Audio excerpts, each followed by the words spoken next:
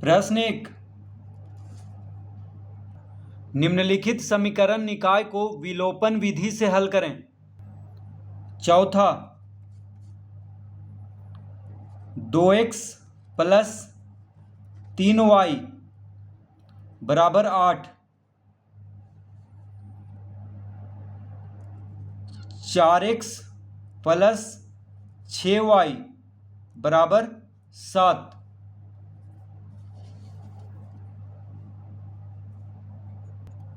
तो इसको हम पहला समीकरण लिख लेंगे। 2x प्लस 3y बराबर 8 को पहला समीकरण, और ये जो दिया हुआ है दूसरा समीकरण, इसमें देखिए 2 से 4 भी कट रहा है, 2 से 3 भी, 2 से 6 भी कट रहा है, तो 2 कॉमन लेंगे। तो 2 जब कॉमन ले लेंगे तो बचेगा 2x प्लस 3y बराबर 7। इसको हम इस तरह लिख सकते हैं, ठीक है। इसको इस तरह हम लिख सकते हैं, 2 कॉमन ले लिए तो 4x में से 2 कॉमन लिए तो 2x बचा, क्योंकि 2 दूना 4 होता है, और 6y में से 2 कॉमन लिए तो 3y बचेगा, क्योंकि 2 तिया 6 होता है।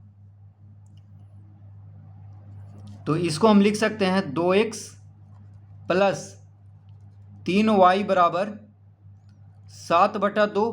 2 इधर गुना में है तो इधर आकर के भागा में हो जाएगा, तो 2x प्लस 3y बराबर 7/2। ये हो गया दूसरा समीकरण।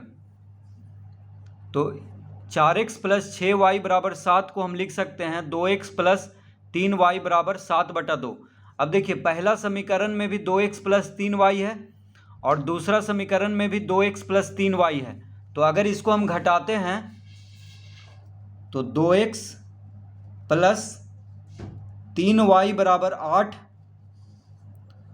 और दूसरा समीकरण हो गया 2x प्लस 3y बराबर 7/2। ठीक है, इस तरह लिखा हुआ है। तो 2x प्लस 3y बराबर 8 और 2x प्लस 3y बराबर 7/2। अगर इसको हम घटाएंगे तो तीनों का चिन्ह बदल जाएगा। नीचे जो है उन तीनों प्लस में है तो तीनों माइनस में हो जाएगा। तो देखिए, 3y में से 3y घटाएंगे तो ये कट गया, 2x में से 2x घटा दिए तो ये भी खत्म हो गया। तो इसका जो ये हल आएगा वो इसका कोई हल नहीं होगा, क्योंकि y भी खत्म हो गया, x भी खत्म हो गया। तो हम लिखेंगे, तो इसका उत्तर आएगा कोई हल नहीं, यानी इस समीकरण का कोई हल नहीं है, क्योंकि यहाँ पे x और y दोनों खत्म हो रहा है। तो इसका कोई हल नहीं है। कम से कम एक रहता तभी दूसरा का मान आता, एक खत्म होता तो दूसरा का मान आएगा। अगर y खत्म होगा तो x का मान आएगा, x खत्म होगा तो y का मान आएगा, लेकिन यहाँ तो दोनों खत्म हो जा रहा है, तो इसका उत्तर आएगा कोई हल नहीं।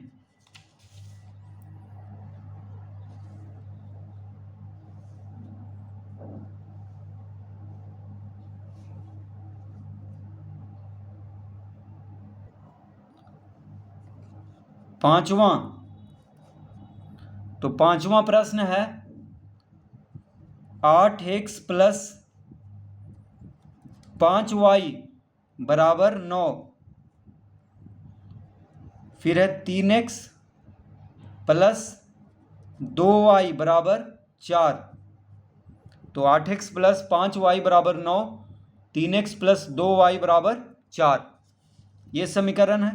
तो इसको हम पहला और इसको हम दूसरा, तो इसको पहला और इसको दूसरा समीकरण हम लिख लेंगे। अब यहाँ पे y का जो मान है उसको बराबर करेंगे ताकि इसको हम खत्म कर दें y को, तो x का मान आएगा। तो y का मान को खत्म करने के लिए हमको दोनों को बराबर करना होगा। तो यहाँ पे अगर 2 से गुना करेंगे तो 10 आ जाएगा, और इसको 5 से गुना करेंगे तो 10 आ जाएगा। ठीक है, तो पहला समीकरण को 2 से और दूसरा समीकरण को 5 से गुना करेंगे ताकि दोनों में 10y हो जाएगा। तो फिर घटाएंगे तो 10y यानी घटाने पे 10y में से 10y घटाने पे 0 आ जाएगा, तो ये खत्म हो जाएगा y। तो x का मान फिर हम निकाल लेंगे। तो लिखेंगे अब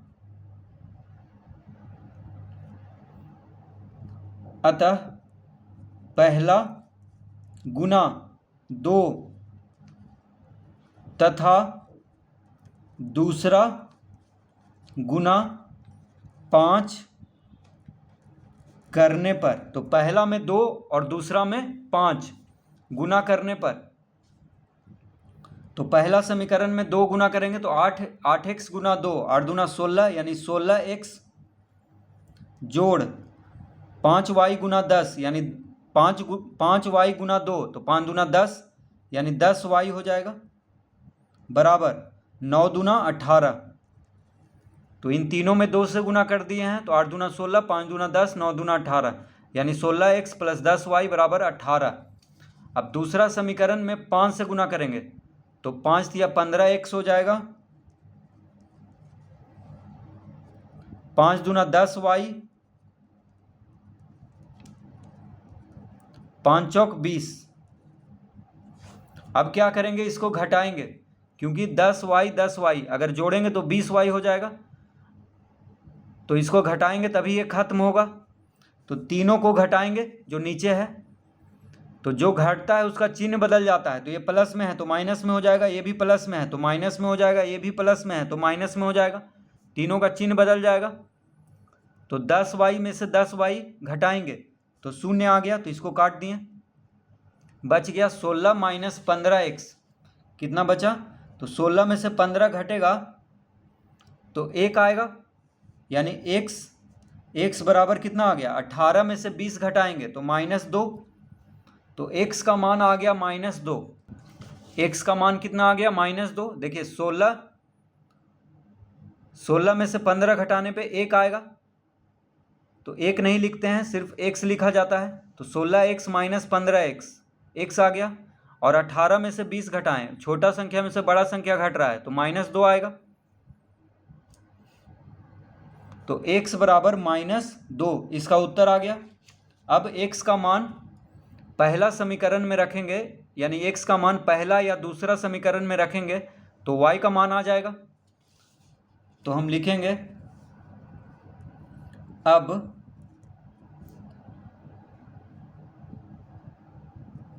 तीन x है तो 3 गुना -2 जोड़ 2y बराबर 4।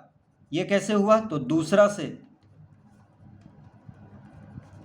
तो दूसरा या पहला, यानी पहला या दूसरा समीकरण में x का मान रख करके हम y का मान ला सकते हैं। तो दूसरा समीकरण देखिए, इससे थोड़ा आसान लग रहा है, यहाँ बड़ा बड़ा संख्या है, यहाँ छोटा छोटा संख्या है, तो इसमें हम x का मान रखेंगे तो आसानी से ज्ञात हो जाएगा।